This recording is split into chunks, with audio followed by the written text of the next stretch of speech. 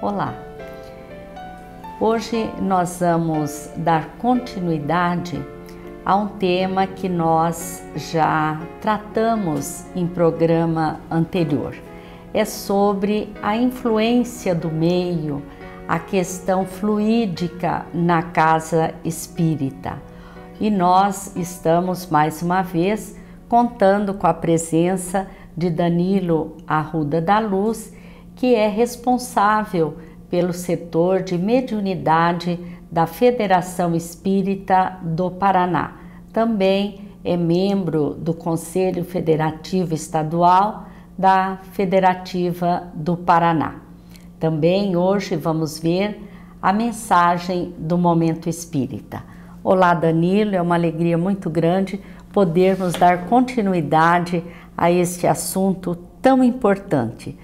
Na questão 459 de O Livro dos Espíritos, quando Allan Kardec questiona se os espíritos influenciam em nossos pensamentos, em nossos atos, os espíritos codificadores respondem que muito mais do que nós imaginamos, que de ordinário são eles que nos dirigem. Como que nós podemos interpretar essa questão de ordinário?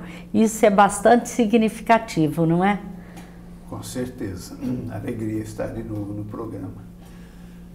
A palavra é muito forte, mas o sentido dela quer dizer, de forma corriqueira, de forma natural, são eles que nos dirigem. E isso às vezes assusta.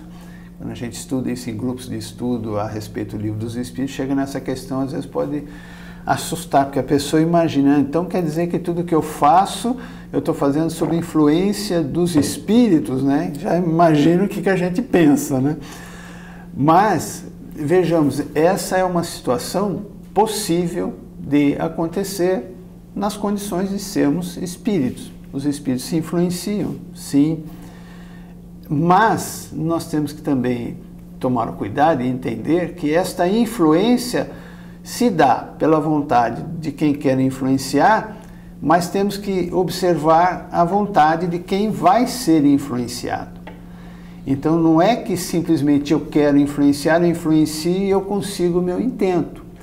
Quando a resposta é no sentido de que de natural eles influenciam e nos comandam, é no sentido de que ainda é difícil aprendermos a não nos deixarmos sobre essa influenciação. É óbvio que muitos de nós já sabemos e fazemos os nossos esforços para compreender essa influência e filtrá-la, porque quem não gostaria de sofrer a influência de um espírito elevado, um bom espírito, né? E essa influência todos nós queremos, é muito agradável. E a gente aprende então a filtrar as influências más.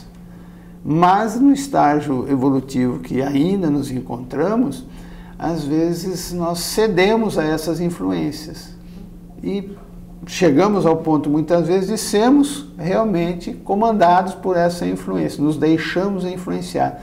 Então a resposta é nesse sentido. É possível? Sim, é possível, mas nós participamos nesse processo, nós temos que deixar que essa influência nos leve à conduta que eles querem. É aprender a fazer esse filtro, esse controle, né? Danilo, eu gostaria de trazer essa questão da influência dos espíritos para o centro espírita, né? Que é um ambiente muito especial, e que ultimamente tem sido muito procurado pelas pessoas, né? Em busca de esclarecimento, em busca de consolo, ou mesmo em busca de solução para as suas dificuldades. Então, todas as atividades da Casa Espírita sofrem a influência desses pensamentos, a influência dessa psicosfera que é criada por aqueles que o frequentam? Com certeza, lembrando que aqueles que estarão à frente das atividades, aqueles que adentram a casa espírita para conhecer, para aprender, não só o trabalhador, mas o o participante que vai à casa espírita para aprender, né, trabalhar, tem aquele que vai para trabalhar, desempenhar atividades, e tem aquele que vai para ouvir, participar das atividades. Mas todos esses, ao adentrarem a casa espírita, como fora da casa espírita, no ambiente dentro do planeta também acontece, estão sob essa possibilidade que é uma lei natural, é uma lei divina, os espíritos se influenciarem, né? Todos estamos sob essa influência. Então, adentramos a casa espírita, como era fora, também sob influências. Por isso que no programa anterior a gente já tinha comentado, nós devemos direcionar os nossos maiores esforços no sentido de filtrarmos, como dissemos na questão anterior, as influências que sofremos, buscarmos aceitar as boas influências e sabemos reconhecer as que não são boas, não são adequadas, e a essas nós não nos deixarmos influenciar. Na casa espírita, quando a gente adentra, tem pessoas, tem trabalhadores que se influenciam mutuamente, que estão influenciando o ambiente da casa espírita, que já construíram o que a gente chama um padrão vibratório para a casa espírita. Cada um de nós que mergulhamos naquele ambiente estamos sob a influência do padrão vibratório, que é a somatória da influência de cada um dos participantes, tanto encarnados quanto desencarnados. Então, realmente, o que você falou é algo que no movimento espírita a gente tem que prestar muita atenção, tomar muitos cuidados. A casa espírita, o centro espírita, tem que ser visto como vários espíritos de escola nos trouxeram já em mensagens, como um templo, vou utilizar o termo, um templo sagrado, um ambiente de paz, um ambiente de equilíbrio, de serenidade, para que lá a gente possa receber todas as benesses da espiritualidade, todas as benesses desses espíritos que querem nos auxiliar. Tem que ser um ambiente preparado, especial, mas nós contribuímos na construção desse ambiente. Então veja o compromisso e a responsabilidade de cada um de nós, principalmente aqueles que são participantes das atividades, trabalhadores da casa espírita. Eu tenho que levar para dentro da minha casa espírita o meu melhor e entender que se eu quero ser feliz, esse melhor tem que ser levado para dentro da casa espírita, tem que ser levado para a minha casa, para o meu ambiente de trabalho, ou seja, para onde eu estiver. Eu tenho que construir um ambiente melhor para mim. A casa espírita precisa estar nessas condições, né? O melhor ambiente possível para receber aqueles que vão à casa espírita, vão em busca de auxílio, de consolo, de dificuldades, né? E esse atendimento a essas pessoas que vão em busca de auxílio, o resultado está diretamente relacionado com as condições do trabalhador?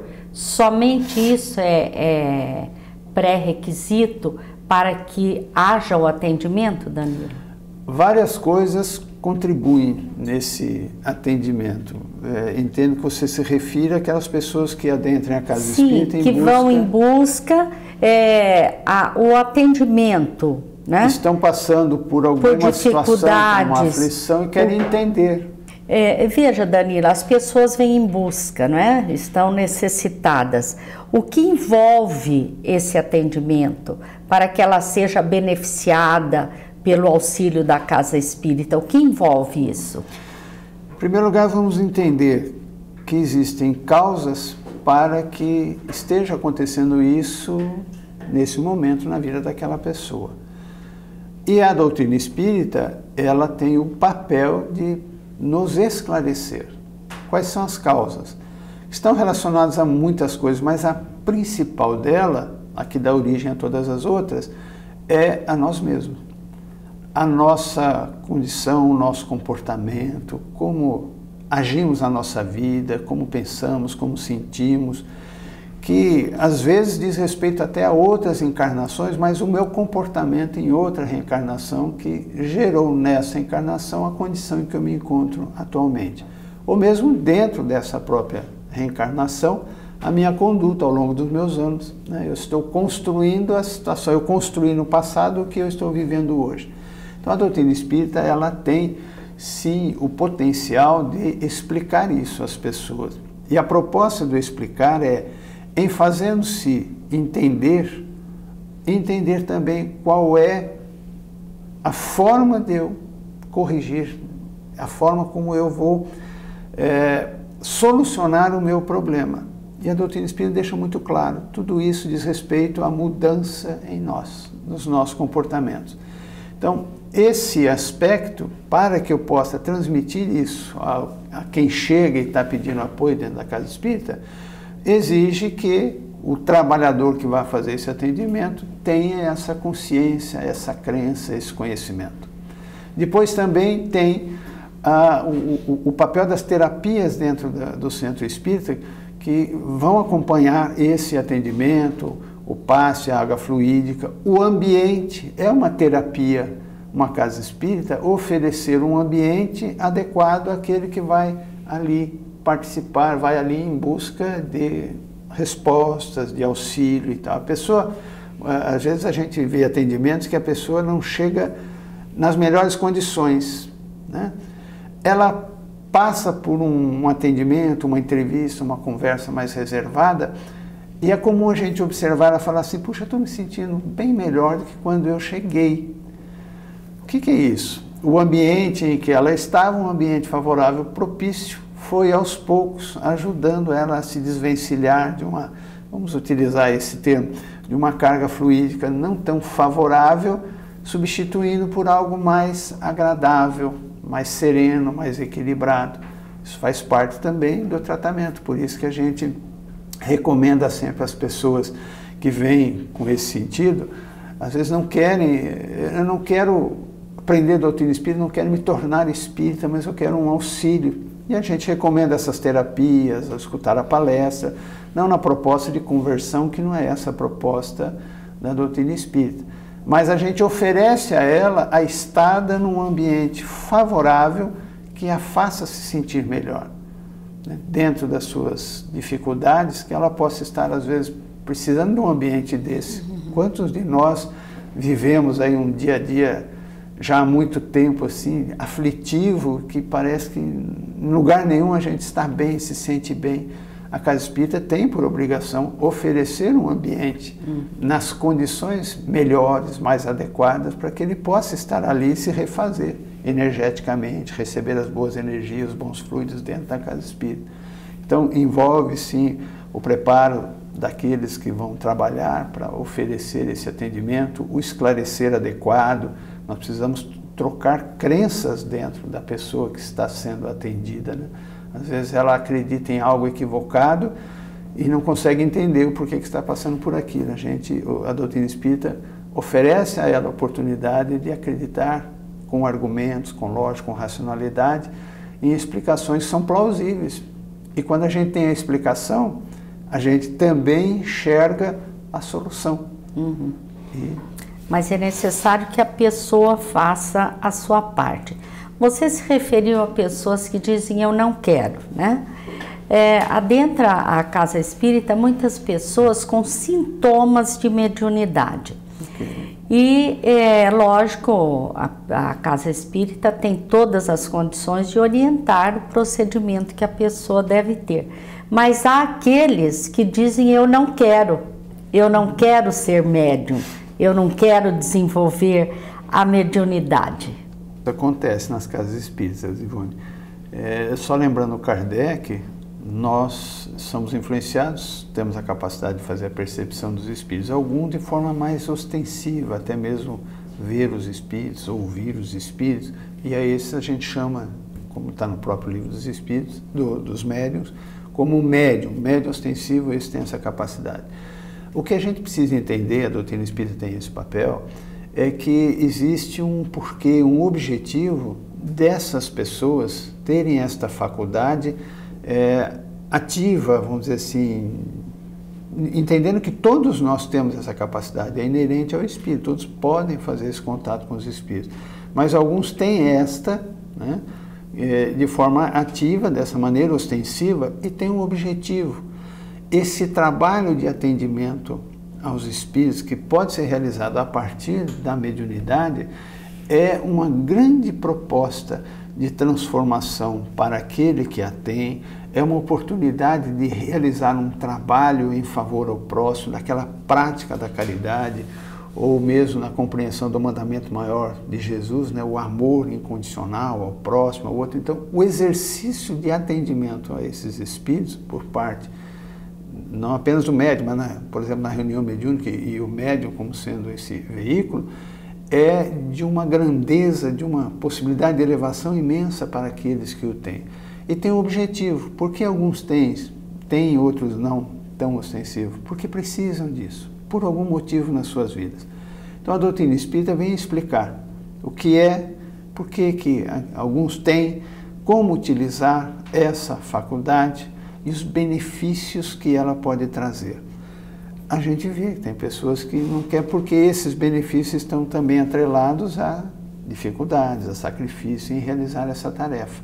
Mas a doutrina espírita tem esse potencial, pode auxiliar a pessoa a entender, a demonstrar quão bom para a vida dela pode ser essa atividade na mediunidade e auxiliá-la como trabalhar a faculdade, como utilizá-la em benefício para o seu crescimento. E isso é de fundamental importância, né, Danilo? Porque não há um procedimento só dentro da reunião mediúnica, mas também fora da reunião mediúnica. Existe toda uma preparação para cada um daqueles que participam na reunião mediúnica, uma qualificação, até para a própria segurança do participante nesta atividade. Nós tínhamos falado em outro programa da especialidade, dos cuidados, toda a prudência que tem que ser tomada. E é justamente um bom trabalhador, um trabalhador preparado para a atividade, que ele vai poder receber todo esse amparo. Danilo, infelizmente o tempo não para, né? E nós estamos já vencendo o nosso tempo, e eu gostaria de fazer o seguinte questionamento a você. A condição dos trabalhadores da Casa Espírita, refletindo no padrão vibratório do Centro Espírita, representa a natureza dos espíritos ou das equipes espirituais que atuam naquela instituição? Com certeza, e aqui puxa a lembrança aqui, Livro dos Espíritos, as orientações dos Espíritos da Codificação, e Livro dos Médiuns. Os bons espíritos buscam bons trabalhadores, ou seja, a equipe espiritual mais elevada, com os intuitos, com os propósitos coerentes, voltados ao bem, procuram se aproximar, sintonizar e atuar junto com equipes de trabalhadores reencarnados que tenham o mesmo padrão, o mesmo propósito, o mesmo ideal, que se esforçam no trabalho, se qualificam para as suas tarefas. Então, quando nós observamos um trabalho bem realizado, a gente já imagina que por trás há uma equipe espiritual de padrão, né, adequado a que resulte nessa tarefa assim tão boa. Porque também os Espíritos dizem, quando essas equipes espirituais observam nos trabalhadores que não há o empenho, a disposição, a disciplina necessária, elas se afastam e vão em busca de outras equipes, porque elas querem trabalhar no bem. Então elas, se é que eu posso dizer, entre aspas, elas não vão perder tempo num espaço, num momento em que elas veem que a ação delas não resulta num benefício, não produz. Então elas vão buscar outras equipes de trabalho. Então a Casa Espírita ela tem que ser uma instituição que se esforce, qualificando o seu trabalhador, que tenham contínuos processos avaliativos, constantemente reuniões com seus trabalhadores, observando os resultados das suas tarefas, o estudo contínuo, constante de todo o trabalhador. A doutrina espírita será por nós compreendida daqui a algumas reencarnações. Uma reencarnação apenas, ninguém vai conseguir aprender profundamente a doutrina espírita, né? Então, a gente precisa estar sempre estudando e, principalmente, todo trabalhador deverá ser um participante, uma pessoa que esteja por demais comprometida com a sua reforma íntima, com a sua reforma moral. E a espiritualidade observa isso, presta muita atenção nisso. né? Esse esforço, esse empenho em nos melhorarmos. Exatamente. Então, veja que tudo isso nós temos que trazer também para a nossa vida pessoal. Ninguém vai fazer no centro espírita apenas se não estiver fazendo isso no seu dia a dia. Se não estiver fazendo na sua vida pessoal, né? Certeza. E considerando, como você disse, o nosso objetivo da nossa estada na Terra é a transformação moral. Sim. E somente fazendo esses esforços de mudança, primeiro de vibração, de pensamentos, é que nós vamos alcançar essa transformação, né? Com certeza. Danilo, muito obrigada pela sua participação. Eu que agradeço. Muito obrigada a todos vocês que estão sintonizados conosco, buscando o nosso programa. Ficamos agora com a mensagem do Momento Espírita e desejamos a todos muita paz. Ah, essas mães! Quando nos vem à mente uma figura de mãe, sempre surge acompanhada de um misto de divino e humano. É muito rara a pessoa que não se comova diante da lembrança de sua mãe. Meninos que abandonaram o lar por motivos variados e vivem nas ruas. Quando evocam suas mães, uma onda de ternura lhes invade o ser. Por que será que as mães são essas criaturas tão especiais? Talvez seja porque elas têm o dom da renúncia. Uma mãe consegue abrir mão de seus interesses para atender esse serzinho indefeso e carente que carrega nos braços. Mas as mães também têm outras características muito especiais. Um coração de mãe é compassivo.